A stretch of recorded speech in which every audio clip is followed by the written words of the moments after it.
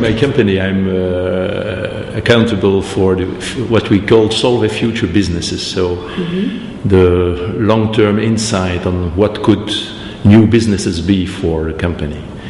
And we take there the maximum of risk that we take in research. So we try really to work at the edge of what we can do and try to create new propositions, new markets. Okay.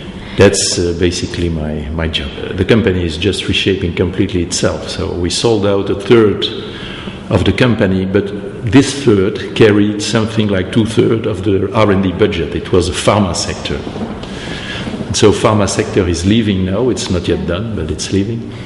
And the remaining part of the budget is something close to 200 million, on which we take 15% off for making long-term research. So it means something like 30 million a year that we invest in operation expenses in long-term research. On top of that, we invest also in startups, in venture funds, and we have also an investment rollout each year of taking shares in these small companies. And I'm very pleased to share some of these boards there or to attend some of these boards. It's a very interesting experience also. In fact, it's an interesting role. You must be the central, the focal point where people can address their needs. And when I say people, it's our customers of this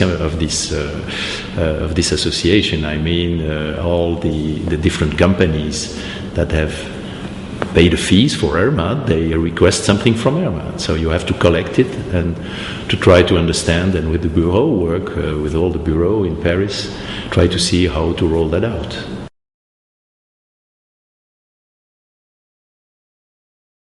EIRMA is something very special. First, it's you can tell me, there are plenty of these associations where people can meet, and so what's original in EIRMA is that we cover all industrial sectors with some restriction to pharma. Pharma is a world that knows everything and works on its own, as everybody knows.